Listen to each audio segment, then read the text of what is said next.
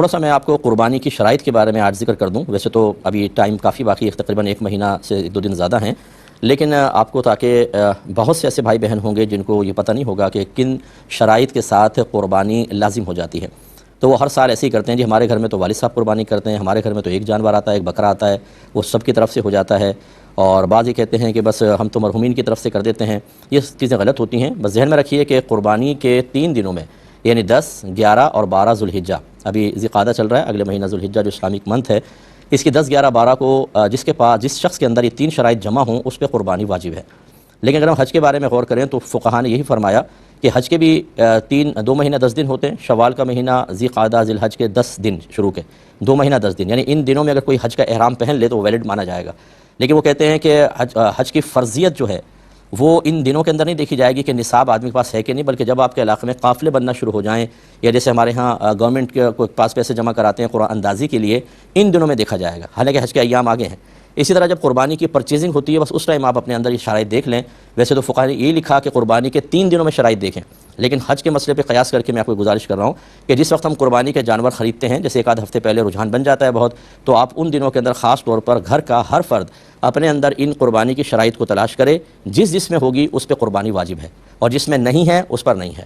ہو سکتا ہے شوہر پر نہ بن رہی ہو، بیوی پہ قربانی بن رہی ہو، اس لیے ضرور اچھی طرح دیکھیں. پہلی شرط ہوتی ہے مسلمان ہونا، کافر پہ قربانی واجب نہیں. دوسرا عاقل ہونا، پاگل مجنون پہ نہیں ہے. تیسرا بالغ ہونا، نابالغ پہ قربانی واجب نہیں. چوتھا مقیم ہونا، یعنی مسافر نہ ہو. مسافر وہ ہے جو اپنے شہر کی حدود سے باہر نکل گیا اور کم از کم 92 کلومیٹرز دور جانے کا ارادہ ہو. تو جیسی شہر کی حدود سے باہر نکلے گا وہ مسافر ہو جائے گا. پھر جب تک وہ کسی دوسرے شہر میں جا کر کم از کم 15 دن یا اس سے زیادہ ٹھہرنے کی نیت نہ کر لے، وہ مسافر ہی رہے گا. ٹھیک ہے نا. یا پھر اگر گیا اور وہ اس نے 15 دن سے زیادہ ٹھہرنے کی نیت کر لی تو مقیم ہو جائے گا. یا کوئی آبائی وطن ہے، جیسے باہر والے آتے ہیں یہاں پر اور یہیں شہر میں ان کی پیدائش ہوئی ہے، تو اس میں تو داخل ہوتے ہی وہ مقیم ہو جائیں گے.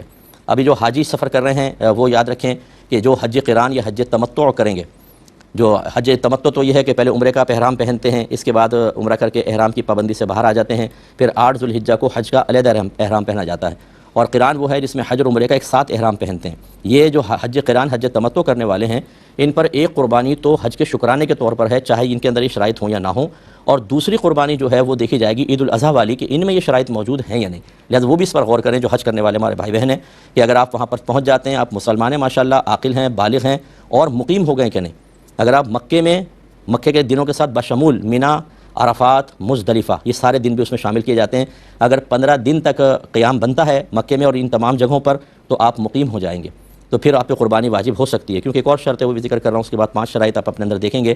تو یہ مقیم ہو جاتا ہے آدمی جب اس طرح 15 دن یا زیادہ ٹھہرنے کی نیت کر لے. اور چوتھی شرط ہوتی ہے مالک نصاب ہونا.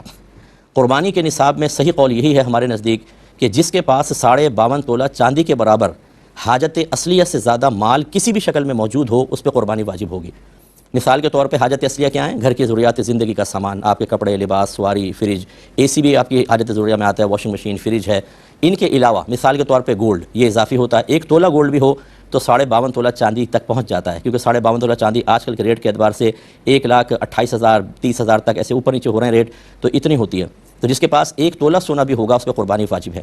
اسی طریقے سے اگر آپ کے جیسے بچیوں کے شادی کے سوٹ ہوتے ہیں کہ ایک ہی دفعہ پہنتی ہے پھر ایسے رکھا ہوا ہے، اگر وہ اضافی ہوگا، حاجت اصلیہ سے زائد ہے وہ سوٹ، اور اسی طرح جیکٹ سوٹ، پرانے جوتے وغیرہ، یہ سب اگر ان کی قیمت 52.5 تولہ چاندی تک پہنچ جائے قربانی واجب. اسی طریقے سے آپ نے کوئی پلاٹ لے کر رکھا ہوا، چاہے مکان بنانے کے لیے ہو، چاہے آپ نے انویسٹمنٹ کے ارادے سے رکھا ہو، وہ اگر 52.5 تولہ چاندی تک پہنچ جاتا ہے، اور یقیناً آج کل تو پہنچے گا 1,28,000 تو کوئی رقم ہی نہیں ہے، تو قربانی واجب ہے. حتیٰ کہ فقہاء نے فرمایا اگر کسی کے 6 کمرے ہیں اور وہ 4 کمرے استعمال کرتا ہے، 2 کمرے بند کر کے رکھے ہوئے ہیں، تو ان 2 کمروں کی قیمت کا بھی قربانی کے نصاب میں حساب ہوگا. لہٰذا میں تمام سے گزارش کرتا ہوں گھر کے سرپرست وہ اپنا قلم ڈائری لے کے بیٹھ جائیں، زوجہ، بیٹا، بیٹی، بہو، سب کے سب بیٹھیں اور اپنا اپنا حساب کتاب کریں. جس کے اندر یہ شرائط جمع ہوں کہ وہ مسلمان ہے، عاقل ہے، بالغ ہے، مقیم ہے، مالک نصاب ہے، اس پہ قربانی واجب ہے. تو آپ دیکھیں گے کہ ایک ٹائم میں گھروں میں 10 قربانیاں بن رہی ہوتی ہیں، 5 قربانیاں بن رہی ہوتی ہیں، لیکن جانور ایک آ رہا ہے، ایک بکرا ابا جانی کر رہے ہیں ہر سال. اور بعض اوقات یہ بھی بیماری ہوتی ہے، یاد رکھیں کہ جس میں یہ شرائط پائی جائیں گی اس پہ قربانی کرنا واجب ہے. لیکن ایسا شخص خود نہیں کر رہا ہوتا، کہتا نہیں اس دفعہ میں نبی کریم کے نام کی کر لیتا ہوں، اس دفعہ والدہ کے نام کی، اس دفعہ والد صاحب کے نام کی. بھئی اگر آپ کو دیگر کرنی ہے تو وہ نفلی قربانی الگ لے کر آئیں. ان کی طرف سے قربانی کرنے سے آپ کا واجب کیسے ادا ہو جائے گا؟ اس لیے اس پہ توجہ کریں اور یہ قربانی کے مسائل اچھی طرح سمجھیں.